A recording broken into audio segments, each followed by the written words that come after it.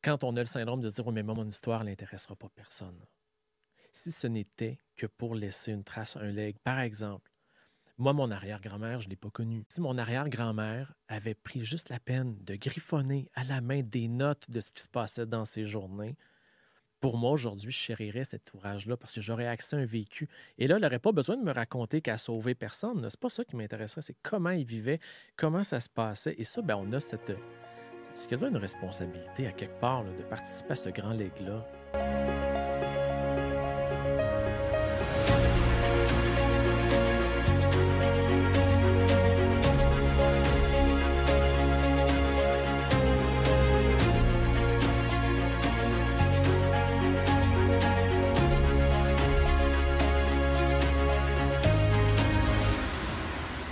Allô, allô, je te souhaite la bienvenue à un autre épisode du podcast Impacter le monde. Là, j'ai besoin de savoir quelque chose d'important te concernant. Est-ce que tu portes en toi le rêve d'écrire un livre?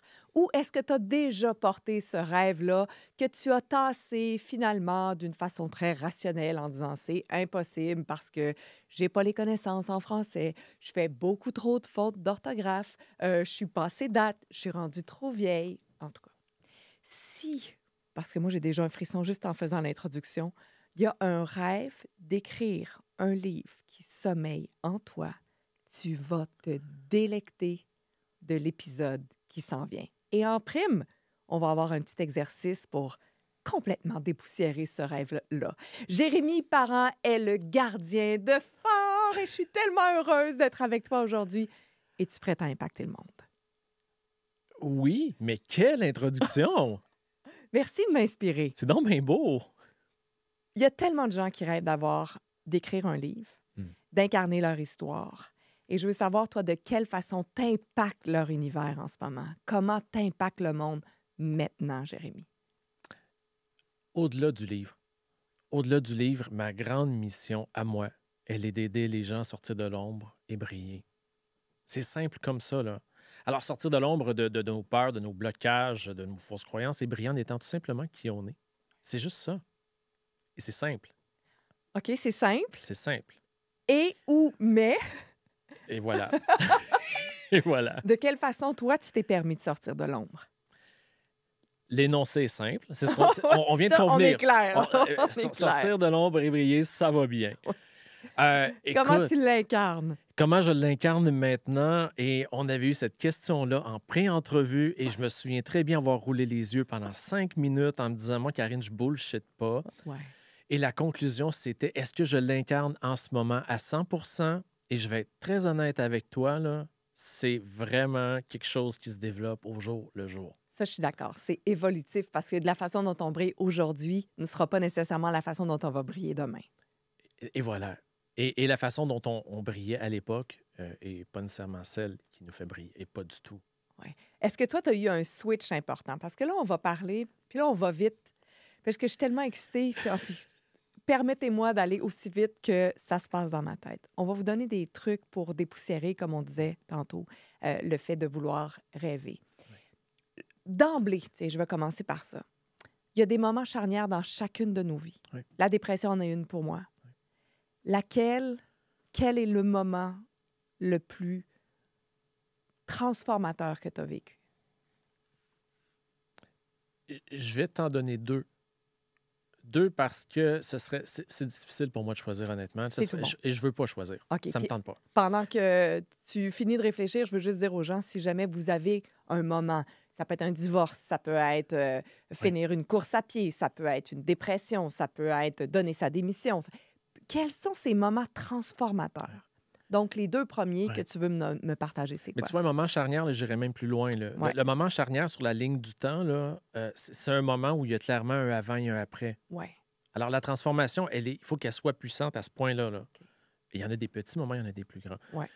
Je t'avouerais que le premier moment charnière a eu lieu alors que j'étais... Il faut dire que j'ai fait 20 ans de redressement d'entreprise dans ma première vie. Alors, je ne me présentais pas aux gens comme je suis habillé là. Non, tu n'avais pas la casquette vissée sur la tête. Non, j'avais une belle chemise, beau veston, belle cravate et ainsi de suite. Et alors que je terminais un mandat comme directeur de chambre de commerce, on recevait, et là, on ne va pas où tu pensais que j'allais aller. Okay, ça va être le deuxième. Ah non, je reste ouverte à parfait. tout, moi. On recevait Sylvain Guimond. Ouais. Doug Guimond, qui, à la fin de sa conférence, posait une question. Tu sais, il voulait boucler sa conférence. Il était rendu à la fin. Puis, dans le flot des questions, il demandait et puis là, quand vous allez être rendu à votre retraite avec vos petits-enfants sur vos genoux, quelle histoire vous allez avoir à leur raconter? Lui pose la question comme il l'a posée, je ne sais pas combien de centaines de fois avant. À ce moment-là, moi, ça a été le blackout total. Mais total. On était 30 dans la salle, je suis tombée toute seule. Il n'y avait plus de lumière, plus de son, plus d'image. Tout ce que mon corps me donnait comme... J'ai pris le crayon, j'ai pris le pad de l'hôtel où on était. Et là, j'ai mis le nom de ma femme, j'ai mis le nom de mes enfants. Et après ça, il n'y avait plus rien. Et ça fait mal parce que je me suis rendu compte qu'à ce moment-là de ma vie, j'étais à la mi-trentaine. Il n'y a rien de ce que je m'étais bâti qui ferait du sens à la toute fin et dont je serais fier assis dans ma chaise avec mes petits-enfants. Ça, c'est s'offrir une crise de la quarantaine à 35 ans. Et ça m'a fait mal parce que je viens d'une famille où on n'avait pas beaucoup d'argent, où pour moi, faire des sous, c'était un facteur de succès. Être bien habillé, c'est un facteur de succès. Avoir sa face dans les journaux, c'est un facteur. Alors, tout ça. Et là, par cette simple question, Ça vient d'imploser, d'exploser, en tout cas. il n'y avait plus rien, là. Il n'y avait plus rien, c'était le néant. C'était le néant, puis j'étais plus capable. Alors, à partir de là, ça ne veut pas dire que j'ai arrêté de fonctionner, puis c'est pas ce que les gens doivent entendre. Un Non, moment non, non. charnière, ça ne veut pas dire qu'on devient complètement zombie, mais c'est un point de rupture dans la réalité qu'on a. Et là, je me suis mis à la quête, moi, de « Hey, je vais vous raconter quoi, moi, à la fin de mon histoire, bordel? » Puis on ne le sait pas quand ça va finir, cette histoire-là, fait qu'il y a une urgence aussi. Ça m'a pris du temps, passablement. Et c'est ce qui m'a amené éventuellement à écrire. Mais OK, il y a combien de temps à peu près entre cette phrase-là choc de Doug Guimond Oui. et que tu commences à écrire? Est-ce qu'on parle de mois, d'années, de décennies? D'années. En fait, Doc, c'était en 2013. Ben, tu vois, en 2013, puis ça arrive à mon deuxième moment charnière. Tu sais, quand la vie n'est pas mélangée des fois, puis que... Alors, Doc, ça a été le point de rupture. J'ai commencé à écrire en 2016. OK. 2 mois plus tard, sur les médias sociaux, passe une publication d'une jeune fille. En fait, c'est les parents d'une jeune fille qui annoncent que la petite Zoé, à ce moment-là, elle avait 7 ans, s'en allait sur ses 8 ans. Diagnostic de cancer. On était au mois de novembre, alors juste avant le temps des fêtes. Et Zoé, pour son dernier Noël, parce que pour elle, les toutous étaient des anges protecteurs, souhaitait recevoir 1000 toutous à la maison. Zoé, je la connaissais pas personnellement, là. Je veux dire, il y a un membre de sa famille qui est une amie qui a publié et je l'ai vu. Et c'est tout. Et ma seule contribution là-dedans, ça a été de partager la publication. C'est tout. Comme on le fait souvent, là, tu sais, sans trop d'incidence, sans trop... Ouais. Mais ce faisant, ça a fait que dans mon fil d'actualité, ben, je demeurais au courant de ce qui se passait. Et non seulement la petite Zoé, en fait, écoute, je pense que c'est en 2-3 semaines, là, son souhait d'avoir 1000 toutous pour Noël est devenu... Elle a reçu 25 000 toutous. 25 000 toutous. On voyait et vous irez faire un tour sur les réseaux sociaux, là, vous irez voir l'histoire de cette petite-là, mais on la voit couchée dans sa mère de toutous à la maison. Et c'est là que ça s'est terminé avec Zoé. C'est là où le Noël arrivait, puis je fais « Ah, c'est une belle histoire, elle a ses toutous. » Et c'est comme tomber en dormance jusqu'à l'anniversaire de mon beau-père au mois de janvier. Alors là, on était en 2014. On est attablé à la table, on parle, et à un moment donné, une douleur énorme au niveau de la poitrine. Je deviens de mauvaise humeur, j'ai le goût d'arracher la tête de tout le monde. Et je comprends pas. Et je comprends pas ce qui se passe. Il n'y a pas eu d'élément déclencheur, il n'y a personne qui a rien fait, mais je suis juste plus capable d'être en présence des gens. Et je leur demande de m'excuser. Je sors de table et je m'en vais au sous-sol me coucher jusqu'à temps que ma femme vienne me chercher et me dise « Bon, on va y aller. » Et la nuit a passé. Quand je me suis relevé le lendemain matin, j'ai rêvé que Zoé était décédée. La première chose que j'ai fait, évidemment, c'est de me pitcher sur mon ordinateur et d'aller voir, et il n'y avait rien. J'ai pas trop compris pourquoi j'ai rêvé. Ah, mais il s'était rien passé. Je fais, bon, fausse alerte. Et la journée s'est déroulée normalement. Puis quand je suis revenu à 17h22, j'ai réouvert l'ordinateur. Et là, la mère de Zoé faisait une publication qui disait Notre petit papillon s'est envolé, Zoé est délivrée de ses souffrances. Et là, c'était la première fois que j'expérimentais quelque chose comme ça. Je n'étais pas lié tant que ça. Mais le même soir où ça s'est arrivé, cumulé à ce qui s'était passé avec Doc, il y avait une urgence de vivre, il y avait une urgence d'être pleinement qui je suis. J'ai ouvert la porte de mon garde-robe, j'ai ramassé mes chemises, mes cravates, mes trucs. J'ai descendu la boîte du garde-robe, je les ai foutrés dedans, je les ai Ouais, pitchés ouais. dedans en boîte, je voulais plus les voir.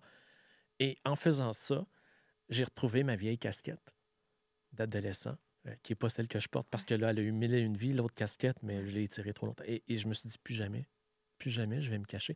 Et plus jamais je vais me conformer à. Et ce maudit habit-là, je le veux plus et ça correspond plus. Et sans savoir ce qu'allait être la suite, minimalement, je voulais savoir qui je voulais être dans la suite des choses. Et Zoé venait d'avoir 8 ans. Et le coupé au derrière qu'elle me donnait, je veux dire, le niveau de sagesse qu'elle avait, cet enfant-là, et le niveau de résilience et tout ce qu'elle a. Parce que les toutous, les 25 000 toutous ont été distribués après ça à travers le monde, là. La DPJ en a pris une partie pour les enfants. Il y a un transporteur aérien qui a proposé de les prendre, d'en descendre à Cuba pour les enfants. Elle a eu une incidence énorme sur la vie de millions de personnes par son histoire, par. Et je me suis dit, cet enfant-là, 8 ans, elle était déjà 25 fois plus grande que moi, je ne le serai jamais si je ne me permets pas d'être qui je suis. Mais là, il fallait toujours bien que je devine, que je découvre qui je suis. Ouais. C'est quand même un premier 10 minutes assez intense. Je vais prendre un peu d'air. Donne-moi quelques secondes. Merci d'être aussi, en plus d'être un humain fantastique, Jérémy, parce qu'on a la chance de se côtoyer, d'être un raconteur incroyable. À chaque fois que tu parles, les mots sont tellement judicieusement placés qu'ils ont un impact vibratoire immense sur moi. Wow. Et j'imagine l'impact que tu as sur les gens aussi, que tu as choisi d'accompagner pour qu'ils livrent leur message. Oui.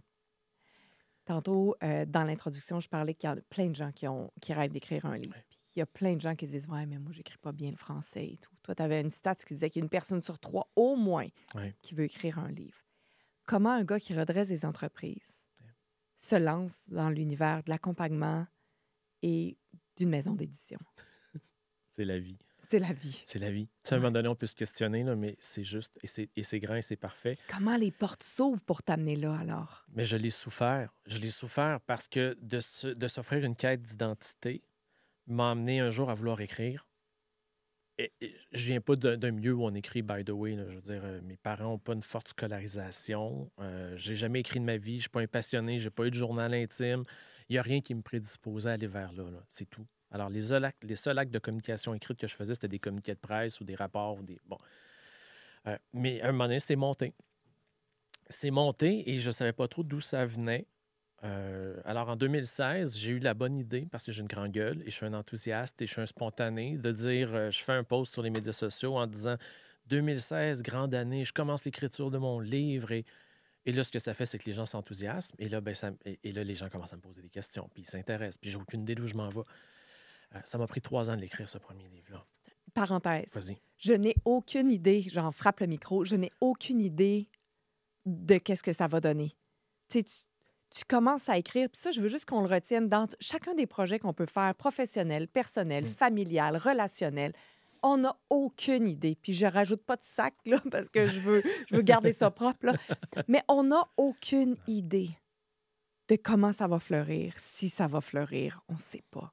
Mais tu avais confiance, puis c'était ça qui vibrait en toi. Ça vibrait. Et l'orientation première que j'ai donnée à mon projet, ça a été, il y a tellement de gens autour de moi qui sont des personnes inspirantes que je vais écrire sur leur parcours. Je n'étais pas prêt à aller vers... Je ne voulais pas aller là et je ne le savais pas. Alors, je me suis dit, moi, je vais mettre en lumière d'autres personnes. Et là, on est en 2016. 2017, on fait un saut dans le temps. Je fais un déjeuner de fête de mon cousin. On est à la tablée, on prend le café, on est au restaurant. Puis Manu me demande, puis ça avance-tu ton projet, Jérémy? Et là, je fais, ben non, ça avance pas. Et là, je rentre dans mes faux fuyants. Puis là, il me dit, mais pourquoi tu veux écrire sur les autres? Pourquoi? Je dis, c'est important que les gens... J'ai cette facilité-là, moi, à voir les gens dans ce qu'ils ont de beau et de grand à offrir. Et je me dis, et si je pouvais leur offrir cette occasion-là de se voir de la même façon dont moi, je les vois? Et il me dit, oui, mais il dit, est-ce que toi, tu es fier de ton histoire? Puis là, Manu, c'est un barbu, là. C'est pas un philosophe, là. C'est pas un grand zéro, là. Puis là, je sais pas, il y a eu un spasme, il y a eu une bonne question. Mais il me dit, toi, Jérémy, t'es-tu fier de toi? Salut, Manu! Eh oui, c'est un spasme. Je sais pas d'où c'est venu. Puis il me dit, t'es-tu fier de ton histoire? Fait que là, tout de suite, je dis, ouais, mais c'est pas ça l'affaire. Moi, je vais écrire sur les autres. Il me dit, ouais, mais toi, t'es-tu fier? Puis là, il me commence à me taper ses nerfs. Fait que je continue. Et à la fin, il me dit, oui, mais toi, t'es-tu fier de ton histoire, bordel? Et là, je dis, ben, non. Il dit, oui, mais tout ce que tu as fait, j'ai dit, Manu, partout où les gens voient que j'ai fait des choses, moi, je vois ce que j'aurais pu faire de plus. Alors non. Et là, il m'a ramené. Il faut savoir tout à l'heure, quand je te disais que j'avais jamais eu le goût d'écrire, et ça, c'est plus tard que je l'ai compris. Euh, mais tout petit, on revenait d'un party de Noël dans la famille de ma mère, une famille où tout ce qu'il y a de pas beau dans l'humain, ça existe là. C'est là que ça se passe. T'sais. Fait que c'est des parties de Noël où le monde il se tapait sa gueule, il se saoulait, puis à la fin de la veillée, il se disait Hey, on s'aime. T'sais. Et au retour de ce party-là, c'était le silence dans la voiture. Ma mère pleurait doucement. Mon père, qui est un homme de peu de parole, était fâché et ça se sentait. Et on est en 89, tu sais, c'est l'époque où les gens fumaient dans les autos, les fenêtres fermées, puis mon petit frère il a son petit foulard, on est en mitouflé. Et ça bouille en dedans, et ça bouille, puis je comprends pas. Et je comprends pas. Et tu vois comment des fois la vie nous fait faire des drôles de bons dans le temps, mais à la radio, à ce moment-là, qui jouait en sourdine, il y a Bruel qui tourne et s'est cassé la voix, qui se fait entendre. Et là, j'entends et hurler ma haine comme un chat qu'on égorge. Et en dedans, je fais. Et je me suis souvenu qu'à cet âge-là, en 89, je m'étais dit, un jour, je vais écrire un livre pour dire aux gens à quel point les gens, ils sont laids, ils sont méchants. Ça, c'était ce qui germait en dedans. Je te fais faire des sauts dans le temps. Je te suis. On revient en 2017. On finit le déjeuner avec Manu. Je ne l'ai jamais raconté, ça. On finit le déjeuner avec Manu. On revient chez lui. On est assis sur le divan, on écoute la télé. Puis à un moment donné, il me dit, Jérémy, c'est peut-être parce que tu ne l'as jamais fait. J'ai jamais fait quoi? Il dit, Jérémy, tu l'as jamais fait ce que tu voulais faire en 89. Puis je dis, mais qu'est-ce que je n'ai pas fait, Manu? Il dit, hurler. Hurler ta haine comme un chat qu'on égorge. Là, tu l'as jamais hurlé, tu l'as jamais... Et là, il me dit, fais-le ici. On est dans le sous-sol chez ses parents. C'est un petit bungalow à Boucherville. Il dit, crie. Je dis, non. Il dit, crie. Je dis, non, ta mère est en haut, Manu, je ne ferai pas ça. Il dit, mais vas-y. Et ça n'a pas bien fini cette journée-là parce que je ne l'ai pas fait. Et lui était déçu que je ne l'ai pas fait.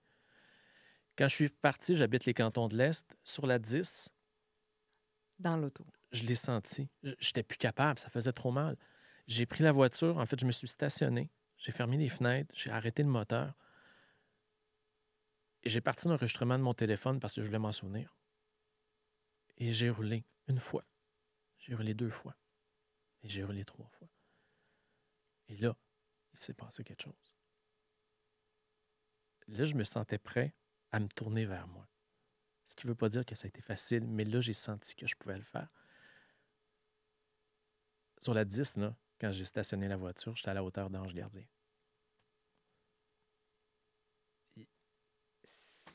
Synchronicité ou appelle ça comme Ben, tu veux. je veux dire, j'avais pas prévu arrêter là. Ouais. Je ne sais pas si vous avez remarqué, vous qui nous écoutez, merci d'être là, hein, YouTube, sur la plateforme audio. C'est juste tellement fantastique d'avoir ces échanges-là. Tu sais, tu as commencé avec, quand je t'ai posé la question, quels sont ces éléments-là où ils sont, où il y a eu des pivots. On a commencé par peut-être les versions connues que tu répètes, puis c'est bien correct, comme que je répète aussi. Puis à un moment donné, quand on se permet de dire, OK, mais quoi d'autre? Mais où ailleurs? Mais attends, quel est ce pivot que j'ai pas remarqué encore que j'avais fait? Quelle est cette histoire ou cette porte qui s'est ouverte? T'sais, on a un exemple frissonnant, là, live. Puis là, tu dis, je ne l'ai jamais raconté en plus. Merci pour ça. Quand on commence à regarder, c'est quoi ces moments-là? C'est là où ça se passe. C'est là où il y a de la magie. C'est là où ça se passe. Alors, je n'étais pas destiné à ce moment-là dans ma tête à écrire. On a continué. 2017, j'ai continué, ça n'a pas fonctionné. 2018, ça n'allait pas bien mieux, je t'avouerais. Et là, toutes les fois, puis là, mettez-vous ceux qui nous écoutez, là, si vous êtes dans ce processus-là, vous le savez à quel point on a le goût de disparaître entre le mur et la tapisserie quand on annonce un projet qu'on n'est pas capable de livrer, qu'on n'est pas fier, puis là, les gens qui nous aiment nous posent des questions. Ouais. Et en 2018, en me couchant, le 31 décembre 2018, frustration à côté au plafond, déception fois 1 million. Et là, je prends la décision que c'est terminé. Là. Ce livre-là, ce projet-là qui devait me faire tant de bien, me fait beaucoup trop de mal parce que je ne suis pas capable d'aller au bout, je me déçois et je fais c'est fini. Le 1er janvier 2019, quand je me suis levé à la maison, on a un rituel où on s'assoit à la table avec les enfants et à chaque année, on fait un bilan de la dernière année et on se souhaite quelque chose pour l'année à venir. Ce matin-là, on fait notre bilan et quand on arrive à se souhaiter des trucs, la vie fait que mon garçon, ma femme et ma fille parlent avant moi et à tour de rôle, les trois me disent en tout cas, papa, on a hâte cette année, c'est ton année, tu vas aller au bout de ton projet, puis tu mérites d'aller au bout de ton projet parce que. Toi, la veille, tu t'es dit, c'est fini. Mais moi, j'allais leur annoncer que c'était terminé. C'était ça que j'allais leur annoncer, là.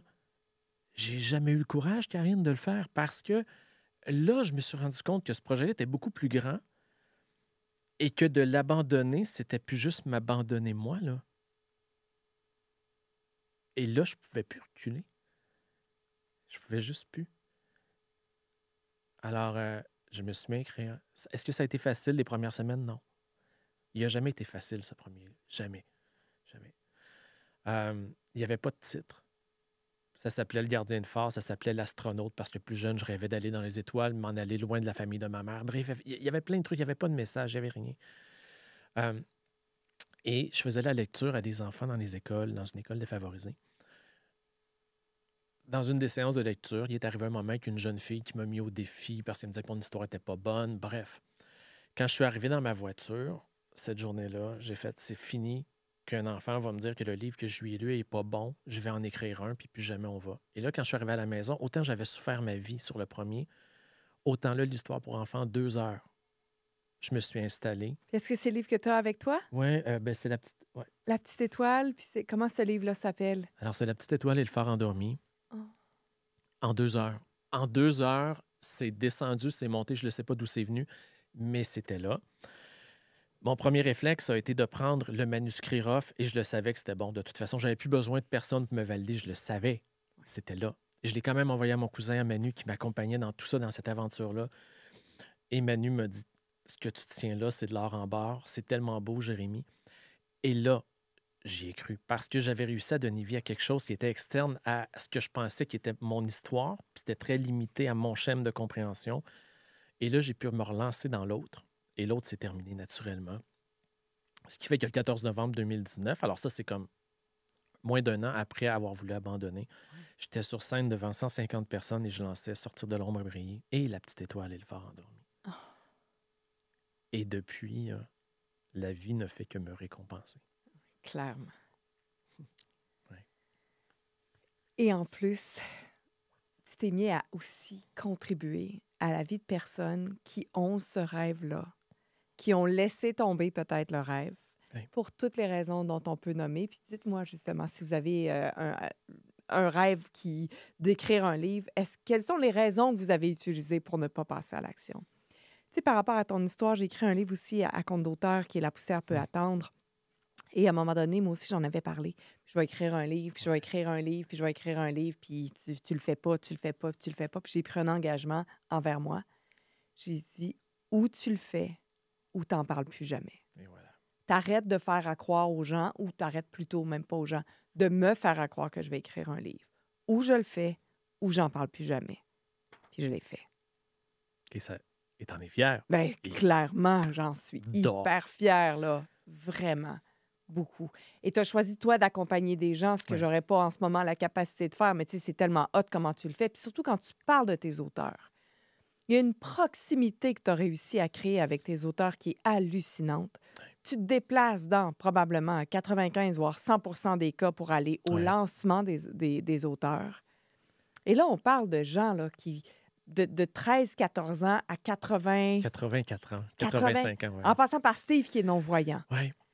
Donc, je vous rappelle que d'ici la fin de l'émission, on fait un exercice pour passer à l'action. Mais avant, je veux juste qu'on partage un peu sur le type de gens que tu as accompagnés. Donc, si vous avez des doutes encore, puis je comprends qu'on n'a pas toujours envie d'avoir un accompagnement général.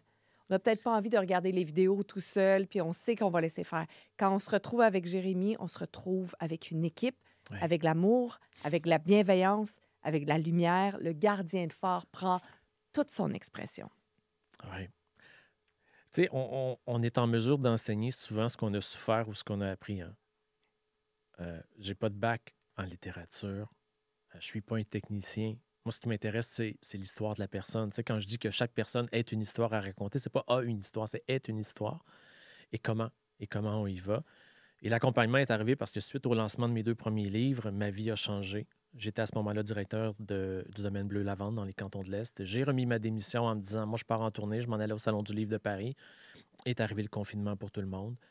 Et là, j'ai découvert le monde de la formation en ligne. J'ai commencé à faire des vidéos maladroitement. Tu sais, la lumière tout croche, le son pas bon, la face mauve, tu sais, puis oh Ah God! ouais. Puis bon, alors tout ça, et ça m'a amené à faire un premier calendrier de l'Avent où j'ai réuni 130 personnes pendant le mois de décembre 2020. Je les ai fait écrire pendant 31 jours. Et là, tout ce que j'avais comme idée préconçue sur travailler à distance avec les gens s'est tombé. J'ai vu qu'on pouvait vraiment connecter directement avec l'autre, même si c'est à des kilomètres de nous, même si c'est à travers un écran. Et là, ben, le premier accompagnement est arrivé, le deuxième, le troisième. Et là, trop d'accompagnement privé, on tombe en formation de groupe. Puis trop de groupes, on tombe en formation autonome, puis en cohorte. Et oui, alors, de mon garçon, Médéric, Med, qui pendant le confinement avait 13 ans, Med, qui est un petit bonhomme hyper, là, il est rendu à 17 ans, mais qui est un enfant jovial, souriant, tout ça. Il est arrivé maintenant dans la cuisine, il était blanc comme un drap. Et ça faisait quelques semaines qu'il avait fermé les écoles, puis il nous a regardé puis il a dit « Maman, ça va pas, là, voyons, ça va pas. » Il dit « Non, je suis tanné de jouer à mes jeux vidéo, je vois plus mes amis. » Puis... Et tu sais, toi, le pouvoir des questions, en fait, t'en as fait une zone de génie. Ouais. Mon père, sans le savoir, porte ça. Ouais. Et toujours, il nous a questionnés. Des fois, j'aurais aimé mieux manger une claque en arrêt de la tête que de me faire poser des questions. Et là, ben, tout ce que j'ai demandé à Médéric, j'ai dit « Tu sais, Med, un jour, tu vas avoir mon âge, tu vas avoir 40, 42 ans. Tu vas avoir tes enfants. Tes enfants vont aller à l'école. À l'école, dans les manuels d'histoire, ils vont entendre parler de la pandémie. Puis là, un jour, il y en a un de tes enfants qui va dire « Oui, mais toi, papa, là, t'as fait quoi pendant la pandémie? » Tu vas répondre quoi? J'ai dit « Est-ce que tu vas leur répondre que... » Il dit « Ben non, je vais répondre que j'ai donné un sens, là, que j'ai fait des projets. » Puis genre « Oui, puis tu vas faire quoi comme projet? » Ben, il dit, je vais faire comme toi, je vais écrire un livre. Médéric avait déjà essayé 2 fois avant. Là, je dis « Hey, je t'ai essayé 2 fois. Pourquoi cette fois-là, ça va marcher? » Il dit « Ça va marcher, papa, parce que tu vas m'aider. » 36 jours plus tard, Médéric avait terminé d'écrire son manuscrit. Un 15 000 mots, une superbe histoire, sans violence, un beau roman. Et j'ai compris que si j'étais capable avec Médéric, maintenant, j'étais capable avec tout le monde. Là. Fait que ton premier client, ça a été ton fils. C'était Med, oui. Ouais. Puis là, à l'âge de 17 ans, je pense qu'il n'a pas écrit une trilogie ou quelque Ouais, il a chose? écrit 3 livres. Il a écrit le premier à 13 ans, l'autre à 14, l'autre à 15 ans. Lui, il est auteur pour la vie. Dans sa posture, c'est acquis. Là, il est allé donner des conférences dans les écoles parce qu'il montre aux gens. C'est tout beau, là, il est en cégep en art visuel au moment où on tourne.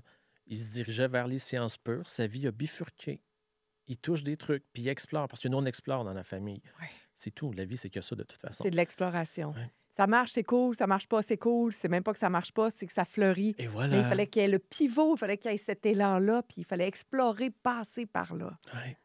Et là, tu as commencé à accompagner. Et là, c'est les Ouais. histoires. Écoute, juste prenez quelques secondes pour entendre les histoires que vous allez entendre. C'est tellement délicieux. Puis si jamais ça vous intéresse d'explorer qu'est-ce que Jérémy offre, il y a des liens dans la description. Vous allez pouvoir aller connecter avec son univers, participer peut-être à des ateliers gratuits, puis éventuellement, peut-être juste vous embarquer ou vous autoriser à aller au bout de cette idée-là.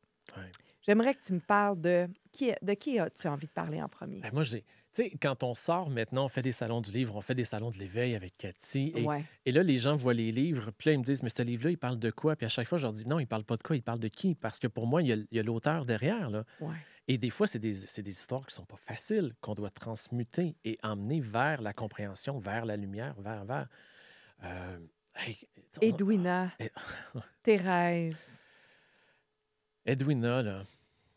Edwina, à un moment donné, parce que j'avais mis beaucoup d'argent dans Facebook, et Facebook a fait en sorte que mes publications ont été vues au Nouveau-Brunswick. Edwina est arrivée dans mon univers. D'abord, il y a eu Mara O'Brien et un peu plus tard, Edwina. Et Edwina, à un moment donné, m'écrit dans son accent charmant. Ça s'entend, ça Ça se se lisait, l'accent, là. Ah oui, ça se vit. OK. Ah non, dans Ouais. le choix des mots, tout ça. Et puis tout ce qu'elle me dit, c'est « J'ai déjà écrit mon livre, mais je veux le faire avec toi parce que je suis pas fière. » Elle avait travaillé avec un prêt-plume. Puis elle disait « Je me reconnais pas dans cette histoire-là, puis là, j'ai vraiment le goût de le faire avec toi. Fait qu'Edwina, elle a commencé, comme tout le monde le fait souvent, par la formation, parce qu'il faut aller à sa rencontre d'abord avant de se raconter. Et c'est important pour moi, cette étape-là d'introspection, que la personne le fasse d'elle à elle. Je peux la forcer, mais c'est bien que ça se fasse à son rythme. Ouais.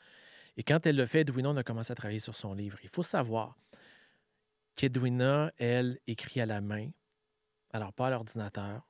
Alors là, il a fallu qu'elle trouve dans son cercle d'amis une personne, Joanne, qui recevait les scans des feuilles, puis qu'elle leur tapait toutes. Puis j'ai impliqué Sonia Soleil, qui est déjà passée au podcast. Ouais. Sonia a accompagné avec moi. On était deux à travailler avec Edwina. Et Edwina, son enjeu, c'est qu'elle a eu une vie tellement lourde, tellement difficile. Et là, je la raconte parce qu'elle m'autorise à le faire. Et c'est pour montrer à quel point on peut partir de très, très, très loin. Mais Edwina, à un moment de sa vie, est en couple avec quelqu'un de très contrôlant. Et un soir, un soir, c'était sa fête, elle s'était mise toute belle. Elle, dans sa tête, c'était une princesse. Alors, dans la famille, il parle avec tout le monde. Et à un moment donné, il y a un cousin qui dit « Hey, la cousine, t'es donc bien belle, tu sais. » Et lui, il n'aime pas ça entendre ça, là. Et là, commence à se tirer un tout petit peu, quitte la soirée sans que ça aille trop loin. Et en arrivant, quand ils sont arrivés chez eux, il lui a dit « Toi, c'est la dernière fois que quelqu'un te trouve belle. » Il l'a sorti à l'extérieur, l'a emmené dans le bois en arrière, l'a attaché à un arbre, et il l'a battu, elle a défiguré, et l'a laissé là. Edwina devrait même plus être en vie aujourd'hui, elle a 72 ans, là. Elle a été trouvée. Elle avait 5 enfants. Elle s'est rebâtie et elle a une carrière où elle accompagne des femmes qui sont victimes de violences. Alors, quand on a commencé avec Edwina, il faut savoir que quand des fois on se demande, tu sais, j'écris pas bien ou Edwina, elle a le vocabulaire, comment je dirais ça, d'un enfant de 13, 14, Ouais. 15 ans. L'espèce de candeur, tu sais. Et c'est important, quand on a travaillé le livre, que cette même candeur-là se retrouve quand elle parle de son dada, tu sais, ben c'est son il fallait que ce soit ça. Oui, Que- ses mots à elle. oui, qu'il y ait Le- des répétitions, c'est correct. Qu'il y ait Ouais. des anglicismes. On est au Nouveau-Brunswick, Ouais. c'est correct. En fait, ce qui est notre préoccupation, c'est que les gens t'entendent quand ils lisent ton livre, tu sais. Alors, Edwina, ça a été ça, mais là, il fallait la sortir. Alors, ce qui était son histoire d'une fille de l'île, de la toute petite fille qui a été battue et tout ça, il fallait l'emmener vers les femmes de demain. Alors, d'une fille de l'île aux femmes de demain. Et là, c'est toute la transition. Ce livre-là, il est incroyable. On est allé au Salon du livre de la péninsule acadienne. Edwina, elle était auteure invitée par l'organisation. Alors, tout frais payé. Elle était en conférence. Elle a vendu des livres à la tonne pendant le salon. Elle le fait avec humilité. Ça, c'est ce à quoi on a accès. Mais quand les gens ils arrivent, souvent, ils sont brisés. Et le processus d'écriture permet l'introspection, permet la guérison. Et après ça, ben, permet l'apparition du message. Tu sais, c'est la connexion qui se fait avec qui on est. C'est le titre que tu disais tantôt, Sortir de l'ombre et briller. Oui. C'est ça, c'est cette ombre-là. On n'est pas obligé d'avoir souffert pour écrire un livre. Ah là, non, tu sais. ah non.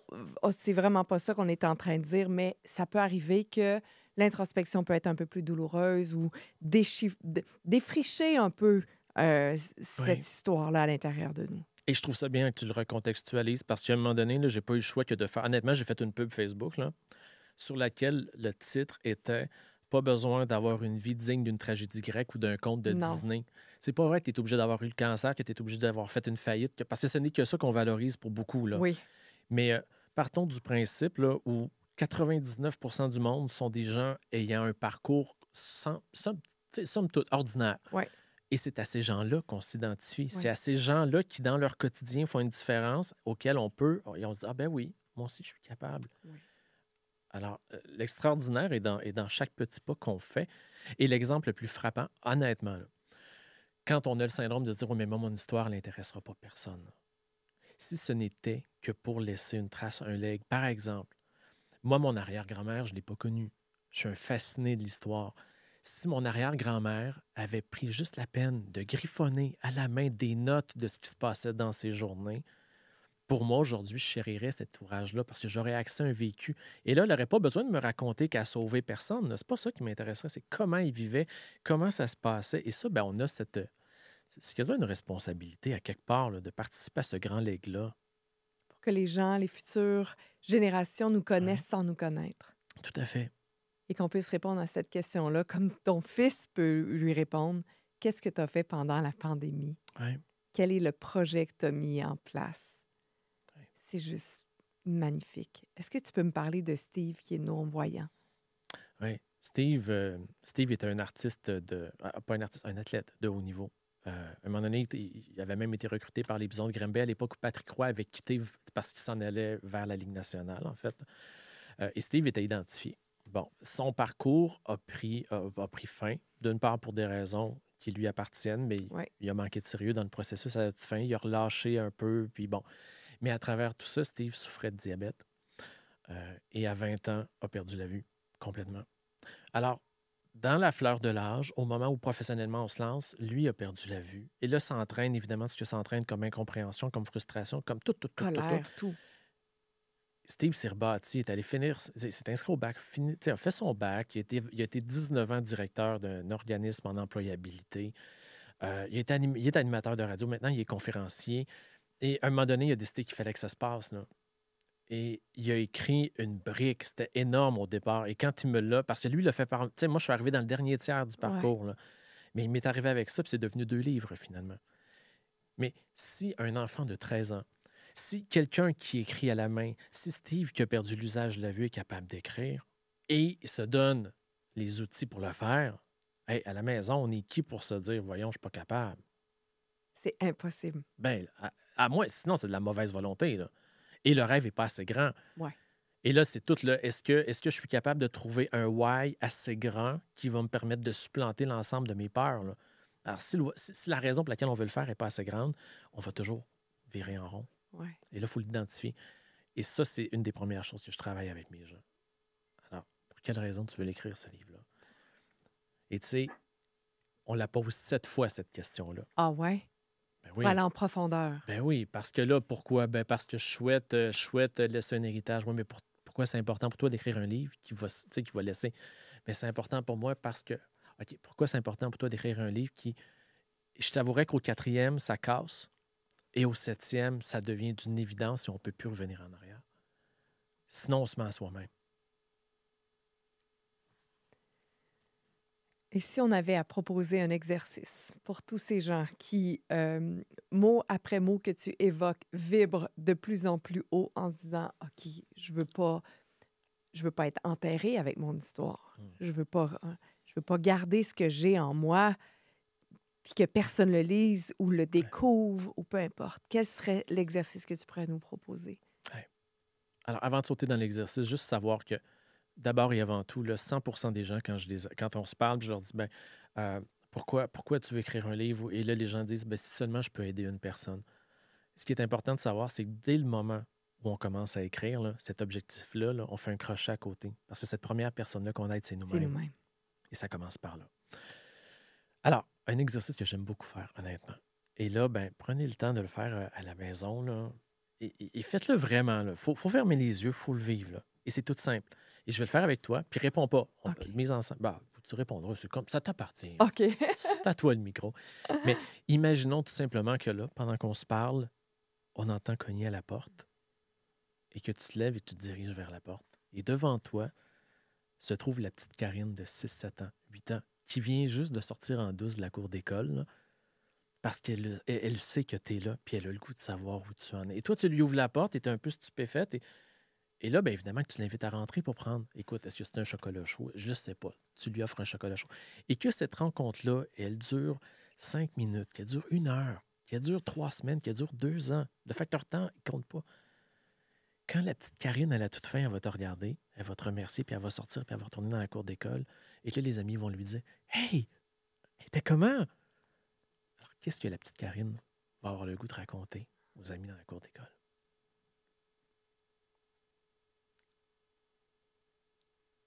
Ouais. Ouais. C'est rapide, c'est simple, hein? Mais si on veut vraiment jouer le jeu,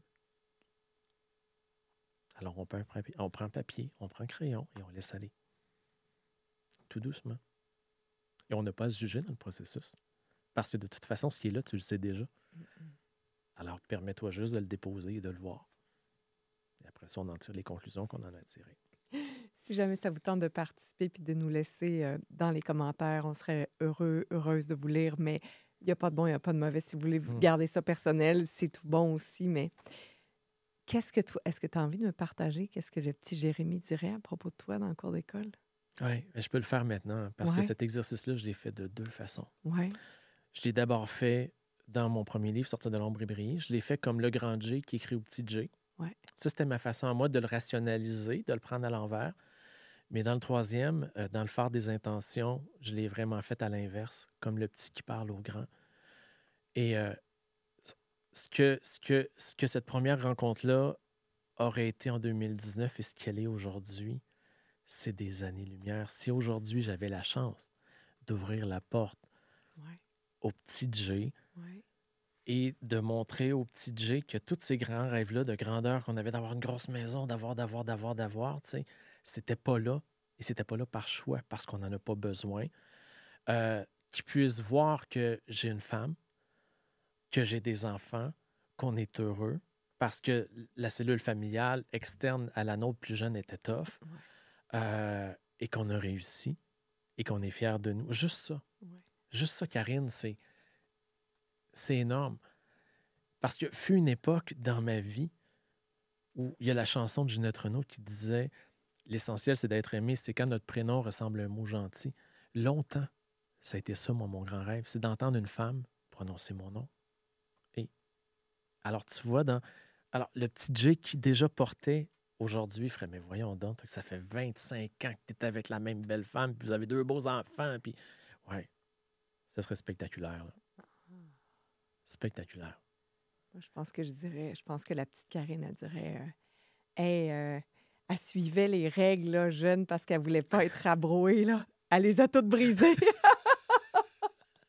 On suit plus les règles, on fait comme on veut. Ça, c'est ça pour moi, c'est comme une excitation, là. Change les règles de vie de couple, de vie familiale, de voyage, de modèle d'affaires, de niche, de, tu sais, toutes les... Tout ce Hey! c'est comme... Wow! Ça, c'est pour moi, c'est... Puis en ce moment, tu le sais, parce que j'en ai parlé, puis des gens le découvriront, mais on est en train de faire un gros check dans notre bucket list, puis ça va aussi dans ce sens-là.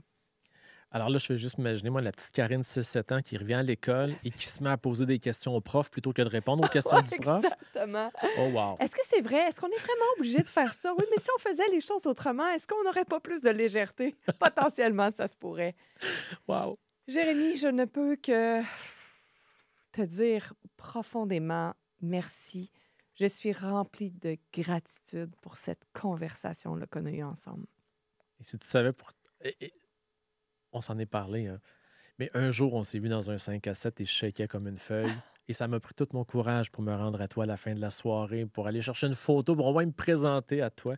Alors, c'est très cool pour moi d'être là en ce moment et de collaborer avec toi, là, au Oh, quotidien. encore plus de ceci. Puis oui, on espère pouvoir faire un atelier de Ben co-création, oui. utiliser les questions ou tout ce qu'on a fait pour nous, ensemble, chacun de notre côté, publier notre livre. Bref, Mhm. merci. J'ai juste hâte de voir qu'est-ce qu'on va créer ensemble et encore plus de Jérémy dans ma vie. Ah! Merci, Karine. Merci tellement. Alors, merci à vous aussi d'avoir été là. J'en perds mon français, la langue me fourche. J'aime quand j'ai cet effet-là, un peu enivrant d'une discussion aussi riche.